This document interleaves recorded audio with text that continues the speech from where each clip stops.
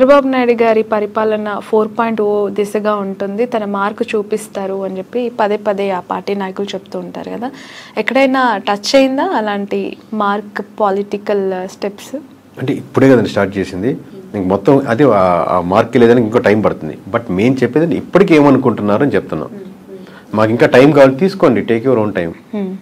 అది కాదు ఇప్పుడు ప్రస్తుతానికి ఏముంటుంది అనుకుంటున్నారు కూడా చూసుకోవాలి కదా. నాట్ 100 days అండి, every decision impact the government every day 1 నుంచి మీరు తీసుకునే నా మొదటి సంతకం దీని మీదే పెడుతున్నానంటే ఇప్పుడు మామూలుగా 200 days తర్వాత పెట్టచ్చు కదా. సో మొదటి సంతకం దీని మీద పెడుతున్నారు, మొదట చేంజెస్ దేని మీద తీసుకొస్తున్నారు, పెన్షన్ మీద ఏమైనా డిసిషన్ తీసుకున్నారు, వాలంటరీ మీద ఎలా డిసిషన్ తీసుకున్నారు, ఎన్ని రోడ్స్ పడుతున్నాయి, every decision impact the vote bank. 100 days 200 days ఈ నెంబర్ కౌంట్కి మనం 100 రోజులు అనుకుంటున్నాం. రియాలిటీలో మీరు ఎవ్రీ నిమిషం తీసుకునే ఎవ్రీ మీటింగ్ తీసుకునే డిసిషన్ ఒక సర్టెన్ గ్రూప్ ఆఫ్ పీపుల్ మీద ఇంపాక్ట్ పడుతూ ఉంటుంది. ఆ ఓట్ బ్యాంకింగ్ లేదా గవర్నమెంట్ బాగా ముందుకెళ్ళడానికి ఉపయోగపడుతుంటుంది.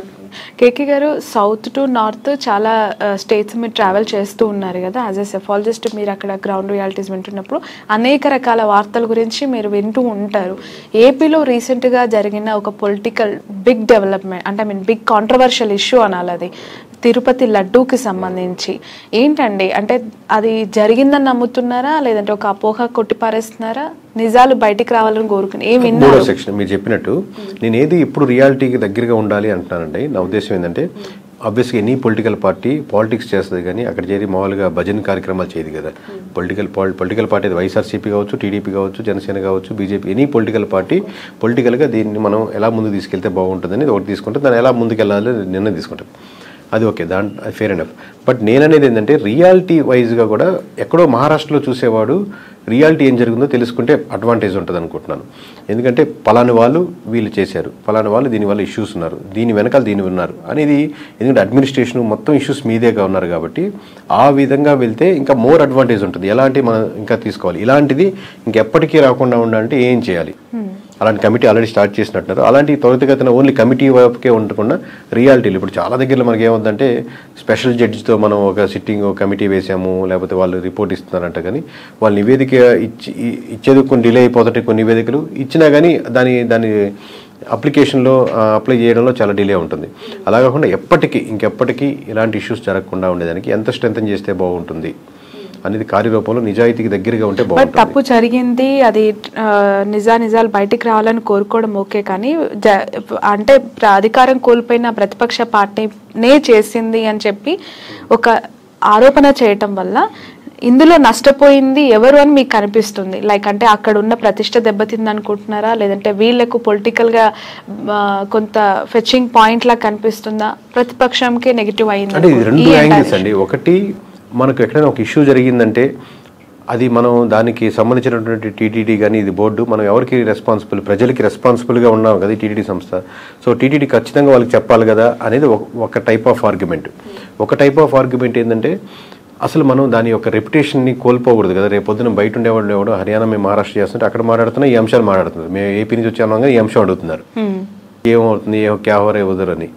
సో అక్కడ ఉన్న రెప్యుటేషన్ కూడా ఇంపార్టెంట్ కదని దీన్ని ఎక్కడో దగ్గర బ్యాలెన్స్డ్గా తీసుకోవాలి. బయట ఉండే ఒక స్టాండ్ తీసుకోవచ్చు, చెప్పాలి ఖచ్చితంగా అందరు ప్రజలకు తెలియకపోతే ఎలా అనే ఒక స్టాండ్ ఉంటుంది, అసలు చెప్పకూడదు బయటికి వెళ్ళిపోతే ఎలా అని. బట్ ఓవరాల్ రియాలిటీ ఏంటంటే ఎక్కడో దీన్ని బ్యాలెన్స్ చేసుకొని మనకు కావాలనుకునేది ఏంటంటే ఆ రెప్యుటేషన్ పెంచుకుంటూ ఇలాంటి ఎక్కడ రిపీట్ కాకుండా ఎంతవరకు చెప్పాలో ఎంతవరకు చెప్పకూడదు నిర్ణయాలు తీసుకొని రియాలిటీకి దగ్గరగా ఉండాలంటున్నాను నేను. ఓకే, సో ఖచ్చితంగా మొన్న లడ్డూ ఇష్యూ అయితే కొంత ఇంపాక్ట్ చూపించింది అంటారు? 100%. ఎందుకంటే ఇప్పుడు మిగతా అంశాలు ఏవీ లేవు, ఓన్లీ లడ్డు అంశమే రాష్ట్రంలో మొత్తం మీద హాట్ టాపిక్ అయి డిస్కస్ చేసుకుంటారు కదా. సో ఆబ్వియస్లీ అది ఇంపాక్ట్ చూపించింది రాష్ట్రంలోనే, దేశంలోనే. సో కాళ్ళు మనకు వెంకటేశ్వర స్వామి నమ్ముకున్న భక్తులు కానీ లేదా దాన్ని అబ్జర్వ్ చేస్తున్న వాళ్ళు కానీ. బీజేపీకి సంబంధించి 1 more క్వశ్చన్ అండి. ఇప్పుడు ఏపీలో కూటమిలో భాగస్వాములు అయ్యారు, పోటీ చేశారు, కొన్ని గెలుచుకున్నారు సీట్లు. తెలంగాణ విషయానికి వస్తే ఇక్కడ కూడా 8 ఎంపీ ఎమ్మెల్యేలు, ఒక ఎమ్మెల్సీ, ఒక ఆర్ఎస్ తీసుకున్నారు. ఓకే, అక్కడ లడ్డూ విషయంలో ఎక్కువగా రియాక్ట్ అయ్యింది ఒకరు జనసేన నుంచి పవన్ కళ్యాణ్ గారు అయితే, మరొకరు బీజేపీ పార్టీ యువమోర్చా అవ్వచ్చు, లేదంటే అనుబంధ సంఘాలు కావచ్చు, బీజేపీ యువ నాయకులు కావచ్చు రియాక్ట్ అయ్యారు. జగన్ గారి ఇంటి మీద కలర్స్ వేయడం కానీ, ధర్నాలు చేయడం కానీ, రాకుండా అడ్డుకుంటామని వార్నింగ్లు ఇవ్వడం కానీ. ఇక్కడున్న హైదరాబాద్ ఎంపీ క్యాండిడేట్ కూడా తిరుపతికి వెళ్ళి ఆవిడ అక్కడ ధర్నా చేస్తాను, అడ్డుకుంటాను జగన్ గారిని అని చెప్పి వార్నింగ్ ఇచ్చే పరిస్థితి. అదే బీజేపీ ఇక్కడ హైడ్రా విషయంలో బాధితుల తరపున మాట్లాడడం కానీ, ఫైట్ చేయడం కానీ, కాంగ్రెస్ గవర్నమెంట్ని ఆ స్థాయిలో ప్రశ్నించడం కానీ, ఎదిరించడం కానీ చేయలేదు అనే ఒక భావన. అంటే జస్ట్ ఒక హిందుత్వ దేవుళ్ళకి సంబంధించి మతానికి సంబంధించి సనాతన ధర్మానికి సంబంధించి దాంట్లో చూపించే ఒక యాక్టివ్నెస్ అనేది మిగతా విషయాల్లో చూపించట్లేదు అనేది. అదే కదండి మామూలుగా ఇప్పుడు ఇక్కడ పాయింట్ ఏంటంటే మనం ఇంటర్వ్యూలో స్టార్టింగ్ చెప్పినట్టు కోర్ బీజేపీకి ఉన్న ఓట్ బ్యాంకింగ్ అదే వచ్చిన ఫిలాసఫీ ఇప్పటికీ కూడా ఇన్ని ఇయర్స్ తర్వాత కూడా మతానికే ఓట్లు పడతాయని నమ్ముతున్నారా? అలానే నమ్మాలని అంటే ఓట్ బ్యాంకింగ్ ఉంటుంది. మీకు చెప్పిందంటే ఆ కరువు రావడం కష్టం, దానికంటే ఒక ఉన్న ఓట్ బ్యాంకింగ్ దానికి ఉంటుంది. బట్ మీకు గెలవాలంటే కావాల్సిన కరువు ఎక్స్ట్రా అదొక్కటే సరిపోదు కదా. మీకు ఫుల్ మీల్స్ లాగా అన్నీ ఉన్నట్టు ఒక్కొక్క దానికి ఒక్కొక్క ఓట్ బ్యాంకింగ్, దానికి ఉన్న ఓట్ బ్యాంకింగ్ దానికి అడ్వాంటేజ్ అవుద్ది.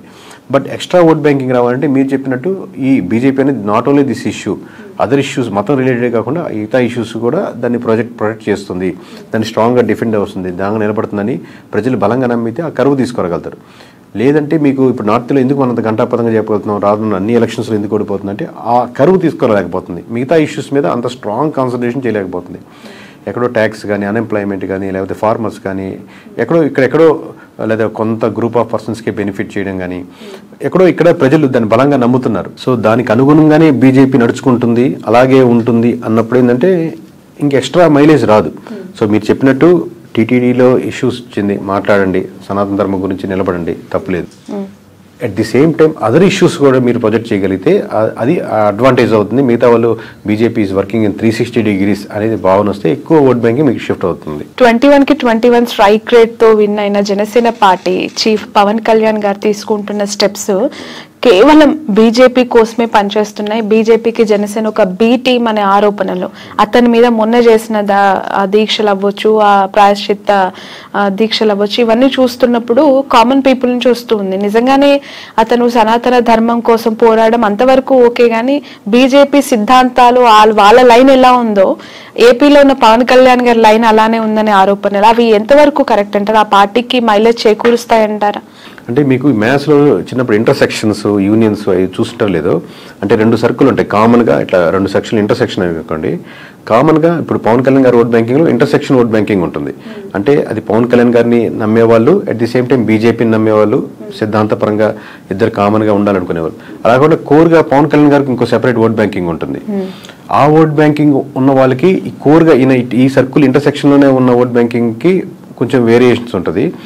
ఇప్పుడు కామన్గా ఉన్న ఓట్ బ్యాంకింగ్ వరకు ఓకే, బట్ సెపరేట్గా పవన్ కళ్యాణ్ గారికి యూనిక్ బేస్డ్ ఓట్ బ్యాంక్, అది క్రిస్టియన్స్ ఉంటారు, ముస్లిమ్స్ ఉంటారు, డెవలప్ చేయాలని ఉంటారు. వాళ్ళకి ఏంటంటే ఈ ఇమేజ్ ఎక్కువ బిల్డ్ అయ్యే కొద్దీ ఓట్ బ్యాంకింగ్ పరంగా ఇట్టే వెళ్తున్నారు వెళ్ళే కొద్దీ వీరికి డిఫరెన్షియేట్ వస్తుంటుంది, ఆబ్వియస్గా లూజ్ అవుతూ ఉంటారు. అంటే యూనిక్ పాలిటిక్స్ ఎక్స్పెక్ట్ చేస్తారు. ఆబ్వియస్గా టీడీపీ చేస్తున్నా లేదా వైఎస్ఆర్సీపీ చేస్తున్న ఓట్ బ్యాంకింగ్తో పోలిస్తే జనసేనలో కొంత గ్రూప్ ఏంటంటే ఇది కొత్త రాజకీయాలకు మార్పు తీసుకొస్తుంది, జీరో పాలిటిక్స్ వైపాటు చూడండి. అట్లాగా జీరో పాలిటిక్స్ అంటే డబ్బులు అది కాదు, ఖర్చు పెట్టే డబ్బులు ఇచ్చేది కాకుండా మామూలుగా రైట్ పీపుల్కి ఏం కోరుకుంటారు అలాంటి పాలిటిక్స్ మీదే చేస్తుంది, అలాంటిదే జనసేన ముందుకు తీసుకెళ్తుంది అన్న ఆ ఓట్ బ్యాంకింగ్ పర్స్పెక్టివ్ ఉన్న ఓట్ బ్యాంకింగ్ మటుకు ఎఫెక్ట్ పడుతుంది. ఇంటర్సెక్షన్గా ఉండి తన తత్వాలు, బీజేపీ తత్వాలు లేదా ఆలోచనలు ఒకటే ఉన్న ఓట్ బ్యాంకింగ్ ఏదైతే ఉంటుందో వాళ్ళకి మటుకు అడ్వాంటేజ్ ఉంటుంది, కరెక్ట్ గా చేస్తున్నారు పవన్ కళ్యాణ్. పార్టీ పర్సెప్షన్ లో చూస్తే అలాంటి ఓట్ బ్యాంక్ ఇంత ఇనిషియల్ స్టేజ్ లో దూరం చేసుకోవడం అంటే వేరీ చేసుకోవాలండి. మనం ఎంత వరకు దీన్ని స్ట్రెచ్ చేయొచ్చు, ఎంత ముందుకు వెళ్తే బాగుంటుంది. మనం 21 సీట్లు గెలిచాం, నెక్స్ట్ టైం ముందు మొత్తం గెలవాలంటే ఎన్ని గెలుచుకోవాలి. ఓవరాల్ గా కంట్రీలో బీజేపీ యొక్క పరిస్థితి ఇప్పుడు ఎక్కువ బీజేపీ లూజ్ అవుతుంది అనుకోండి, దాంతోపాటు దాని మీద నిలబడ్డ వాళ్ళు కూడా లూజ్ అయిపోతూ ఉంటారు.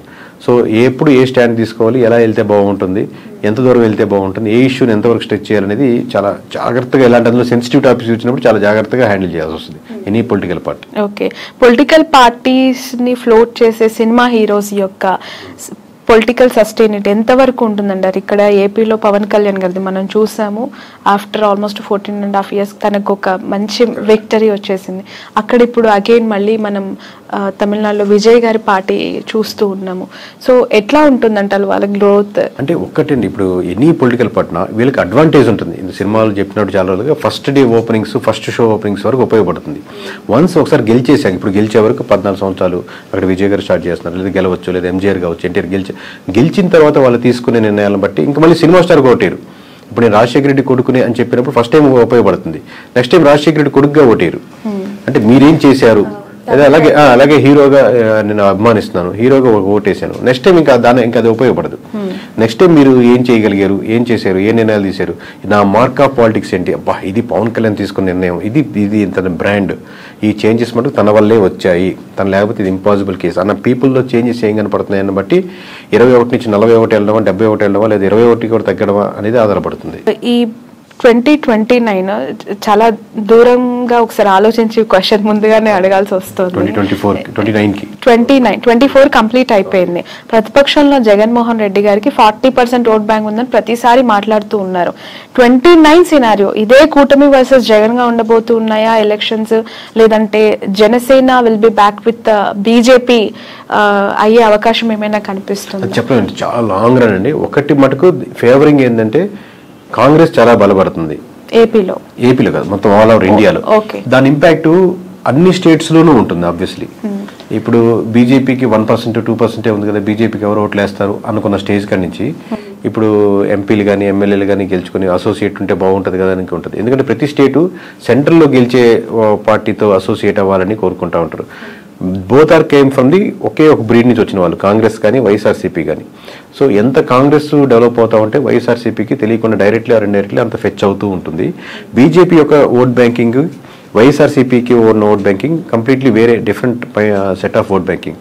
ఏముందో వైఎస్ఆర్సీపీ బీజేపీతో అసోసియేట్ అయినా లేదా ఉన్నప్పటికీ కూడా డైరెక్ట్లీ ఆర్ ఇండైరెక్ట్లీ ఇంతకుముందు వరకు, బట్ డైరెక్ట్గా వచ్చి నేను బీజేపీతో అసోసియేట్ అవుతున్నాను, బీజేపీ చేసేది రైటే, బీజేపీతో పార్టీతో మనం కలిసి ఉంటాం అని ఓపెన్ స్టేట్మెంట్ కానీ ఓపెన్గా వెళ్ళారు. ఎందుకంటే రెండు విభిన్నమైనటువంటి ఓట్ బ్యాంకింగ్.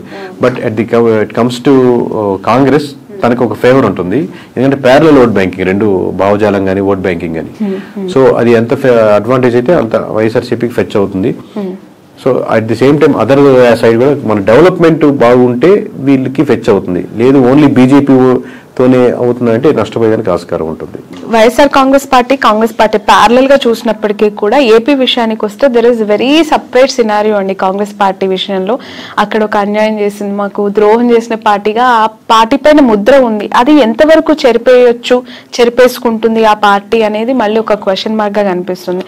సో అక్కడ గ్రో అనేది, కాంగ్రెస్ యొక్క గ్రో అనేది కనిపిస్తుందంటారా ఏపీలో? ఎందుకంటే ప్రత్యేక హోదా గురించి ఉద్యమాలు, ధర్నాలు ఇప్పటికీ డిమాండ్ చేసే అనేక మేధావులు ఉన్నప్పుడు సో దీని గ్రోత్ ఎట్లా ఉంటుందంటారు? ఆబ్వియస్ గా దాని ఇంపాక్ట్ ఉంది. బట్ ఇంకా ఈ 4 years లో దాన్ని ఎలా కన్వర్ట్ చేసుకోగలరు, ఎందుకంటే కాంగ్రెస్ బలంగా ఉన్నటువంటి ఒకప్పుడు స్టేటే కదా. సో ఎంత కన్వర్ట్ చేసుకుంటారు అనేది ఇప్పుడు నుంచి తీసుకునే డిసిషన్ బట్టి ఆధారపడుతుంది అంటున్నాను. ఇప్పటికైతే మామూలుగా కాంగ్రెస్ కి ఓట్ బ్యాంకింగ్ ఇక్కడ ఏపీ వరకు పెరిగిపోయింది, అద్భుతంగా ఉందని ఏం లేదు. బట్ నేనేంటంటే నేషనల్ వైడ్ నుంచి ఇంపాక్ట్ వస్తున్నప్పుడు దాని ఇంపాక్ట్ ఎంతో కొంత ఆంధ్రప్రదేశ్ మీద కూడా పడేదానికి ఆస్కారం ఉంది. ఇప్పుడు మనం కూడా అబ్జర్వ్ చేస్తుంటారు కదా సెంట్రల్ లో ఏ గవర్నమెంట్ రాబోతుంది అనేది. సో దాని ఇంపాక్ట్ దీని మీద పడుతుంది అంటున్నాను. ఇప్పుడు కూటమి ప్రభుత్వానికి సంబంధించి 3 పార్టీల కూటమి ఇది. ఒక 1.5 year 2 years తర్వాత ఖచ్చితంగా టీడీపీ సింగిల్ గానే మళ్ళీ నెక్స్ట్ ఎలక్షన్స్ కి బరిలో దిగే అవకాశం ఉంది. బీజేపీ జనసేన మాత్రమే అలైన్ కొనసాగబోతుంది అనేది ఎక్కువగా వినిపిస్తూ ఉన్న మాట. అంటే ఇప్పుడు